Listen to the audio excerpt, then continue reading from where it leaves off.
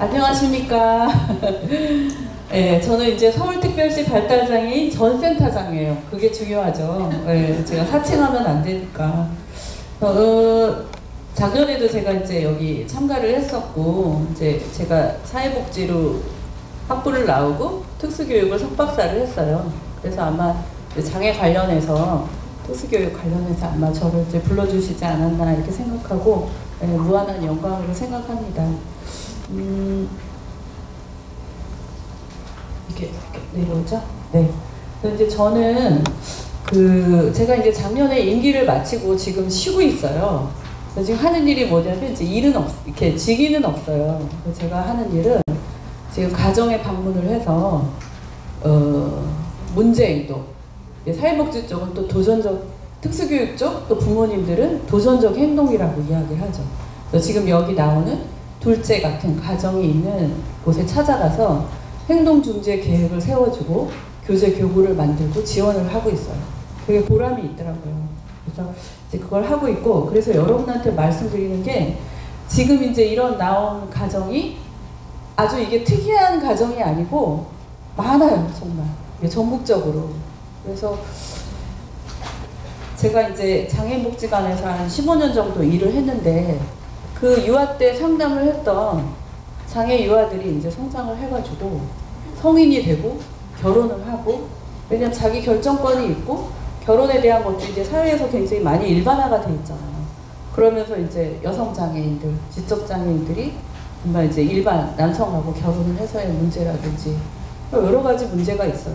그래서 이게 되게 일반화가 되어 있고 이제 나타나고 있는 거죠. 그래서 저는 생태학적 관점에서의 사례 이해와 주요 이슈에서 생태학적 관점은 누구나 아실 거예요. 그러니까 교수님이 먼저 말씀하셨지만 이 가족 전체를 보아야 된다는 건 누구나 동의를 하실 거예요. 그래서 이 가족 전체의 위기로 봤을 때 사례의 주 클라이언트는 아버지로 되어 있지만 배우자나 자녀 모두, 즉 가족 전체에 대한 총체적인 지원이 필요하다. 이건 모두 다 동의를 하실 거예요.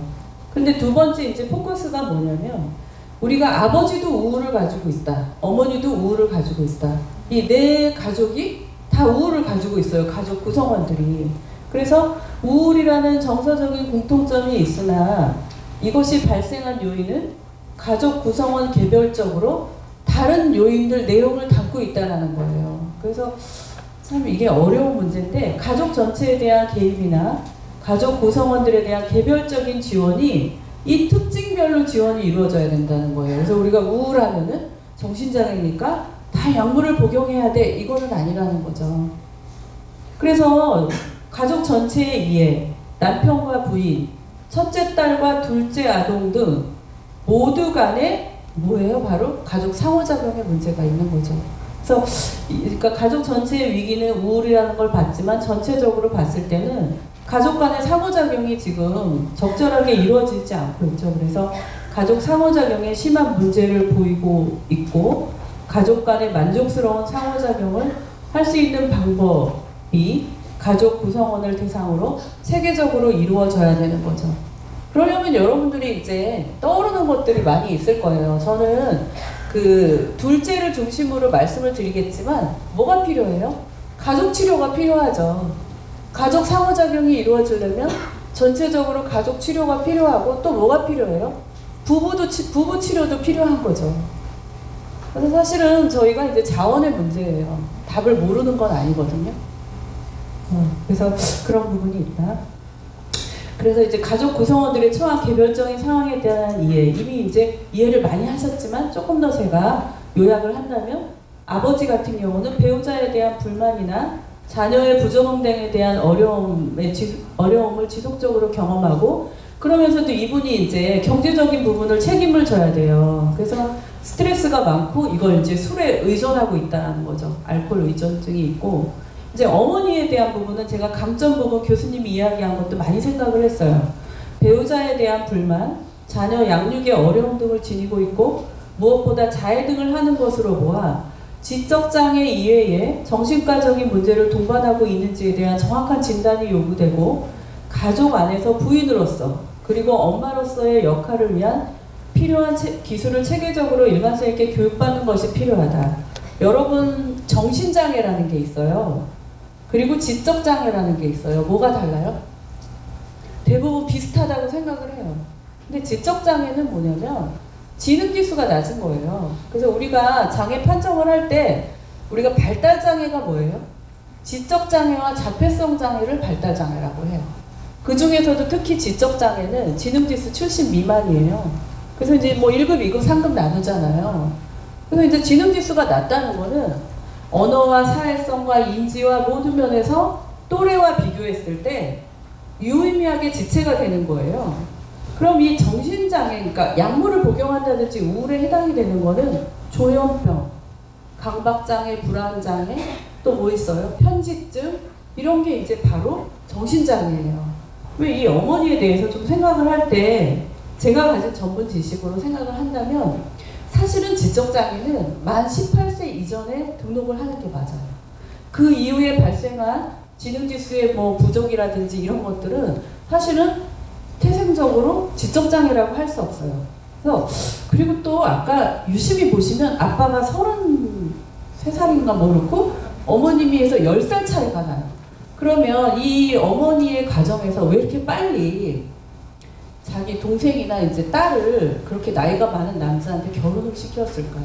사실은 문제가 있었겠죠. 근데 그 부분이 지적장애라고 할 수도 있지만 정신장애가 우위일 수도 있어요. 그래서 우리가 장애 등록을 하잖아요. 그럼 중복장애 중에서 우선되는 장애를 먼저 써줘요. 아마 이분은 이제 지능검사를 했고 나이가 30몇 살에 지적장애를 이렇게 등록하진 않거든요. 이미 18세 이전에 이게 장애 등록이 이루어져야 되는데 아마도 우세한 부분을 중심으로 해가지고 지적장애 판정을 했지만 혹시 정신과적으로 우울이라든지 이런 부분을 갖고 있는 그런 문제가 같이 병행될 수 있다는 거죠. 왜냐면 이 딸을 보면은 딸도 또 자해를 했다라고 이야기를 하잖아요. 지적장애인 어머니와 지적장애인 동생으로 인해서 심리적으로 매우 위축과 스트레스를 받고 있다고 보인다. 가족 내 문제로 자신이 감당해야 할 일로 인해 반항을 하거나 가출 등 청소년 문제, 이게 우려되므로 이 딸도 꾸준한 심리치료가 요구되죠. 여러분 이제 비장애 학생이에요. 사실은 이 집에서 가장 온전하다고 볼 수 있는 게 물론 아버지는 지금 알코올 의존이지만 아무 그런 병리학적으로 봤을 때 문제가 없고 그래도 일상에서 가족의 그런 일들을 감당할 수 있는 게 첫째 딸이거든요. 그런데 삐뚤어지기가 되게 쉽고 가출해서 청소년 문제를 일으킬 수가 있기 때문에 지금부터 예방 차원에서 심리치료를 꾸준히 이 딸도 해야 되는 거죠. 그리고 아들을 보시면 지적장애, 조현병, 정신분열을 이제 동반 의심하면서 자해 등의 문제 행동은 어릴 때부터 보아온 어머니의 행동의 학습과 함께 기술적인 조현병, 아까 이제 말한 정신장애 그런 부분들이 보임으로써 체계적이고 일관성 있는 교육 시스템 안에서의 지원이 절실하게 요구된다. 여러분 다 우울이라는 게 있어요. 딸도 우울, 또 아들도 우울. 아빠는 뭐예요? 이제 뭐죠? 알코올, 그걸로 인한 우울이죠. 근데 왜 자식들이 이렇게 이제 다 우울을 같이 가지고 있고 자해는 학습된 게 분명해요. 어떻게 태어나부터 알겠어요. 뭔가 엄마가 자해를 하니까 아빠가 반응을 하고 주변에서 반응을 하니까 그거를 학습한 거죠. 그리고 이제 뭐예요? 우울이 있고 지적인 부분에 인지 기능이 낮기 때문에 이제 따라하는 거죠. 그래서 이런 부분이 있다. 그래서 저는 뭐 이제 아빠나 엄마 이런 부분은 다 여러분들이 생각하고 계시고 제가 체계적으로 이제 뒤에 있는 교수님이 말씀하실 텐데 이 둘째에 초점을 맞췄어요. 행동에 대한 문제 행동에 대한 수정이 있어야 되잖아요. 지금 우리나라의 상황이 어떠냐면 20세가 넘은 지적장애이면서 문제 행동을 하는 발달장애인에 대해서 엄청나게 돈을 투자하고 또 뭐예요? 교육을 하고 중재를 하고 있어요. 이제 그 서울, 경기, 뭐 전라도, 울산 모두 다. 그래서 이제 이거를 도전적 행동이라고도 이야기를 하거든요. 그래서 저는 사회복지 차원보다 이제 교육적 차원에서 조금 더 소스를 드리고 싶어요. 문제 행동에 대한 긍정적 행동 지원이라고 해서 우리가 행동 수정 방법 중에 긍정적 행동 지원이라는 행동 수정 방법이 있어요. 단순히 가정에서 해결할 수 없는 발달장애인의 문제의 행동에 대해서 체계적이고 협력적인 방안이 필요하며 행동 중재 전문가의 개입과 함께 학교에서의 적극적인 중재가 함께 병행되어야 된다. 아동이 오랜 시간 머무르는 곳이 바로 학교이기 때문이다. 교육적 차원에서의 학교 차원의 긍정적 행동 지원을 계획하고 있고 관할 교육청의 특수교육 담당 장학사를 만나서 의논해보고 이에 대한 지원 방안을 논의하면 된다. 이건 되게 일반화되어 있는 거예요. 그래서 정신과적인 문제가 있는 건 이제 약물 복용을 하지만 학교 차원에서의 긍정적 행동 지원, 즉 문제 행동을 하는 지적장애나 자폐성장애, 발달장애 학생을 위한 학교 차원에서의 행동 중재, 긍정적 행동 지원이 이루어지고 있고 또 개별적인 지원도 이루어지고 있어요. 그래서 저도 이제 어떤 교육청 산하에 이 긍정적 행동 지원 팀에 들어가 있고 가정에 방문해서 중재 계획서를 써주고 있거든요. 그래서 이 둘째 이제 그러니까 이 아들의 경우는 약물 복용도 있고 병원에서의 치료도 있지만 학교는 떠나지 말아야죠. 그리고 아빠는 그 집에 오는 거를 싫어하고 시설로 보내고자 하지만 가정에 들어와야 되는 거죠. 우리가 정말 지금 고민하는 거는 이 가정을 살려내야 되잖아요. 그럼 뿔뿔이 흩어지는 게 아니라 같이 살게 하기 위해서 이걸 논의하는 거라면 이 둘째가 시설로 가거나 하는 거는 우리의 목표하고는 다른 거잖아요. 그래서 만약에 지금 돌아가셔서 이런 문제 행동을 하는 발달장애인이 있다라고 하면 교육청에 전화를 해서 장학사하고 상의를 하셔서 긍정적 행동이라는 지원을 이 지역에서 하고 있는지 이런 부분을 논의하시면 예산이 좀 할애가 돼요. 네. 그래서 그 학교 담당 교사가 신청을 하는 거거든요. 자기 반에 문제 행동을 하고 있는데 이걸 어떻게 지원을 할까요 해서 교육청에 의뢰를 하면 교육청 예산으로 이렇게 이제 저 같은 분을 파견을 해요. 네. 그래서 이건 되게 중요한 부분인 것 같고 여기 보시면 이제 이 긍정적 행동 지원에 대한 뭐 어떤 그 방법이나 이런 것들은 설명이 필요하지는 않아요. 왜냐하면 되게 전문적인 거지만 그렇지만 요즘은 이제 예전처럼 뭐 행동 수정 해가지고 그냥 그 행동을 소모시키는 게 아니라 그 학교에서의 학교 차원의 긍정적 행동 지원, 가정에서의 긍정적 행동 지원에서 네트워크를 해요. 이거 알고 계시고 지역사회 중심으로 발달장애 문제행동에 대한 지원 방안에 대한 연구가 활발하게 지금 진행이 되고 있다는 거 알고 계시면 좋을 것 같아요. 그리고 이제 병원에 있잖아요. 가정으로 복귀해야죠.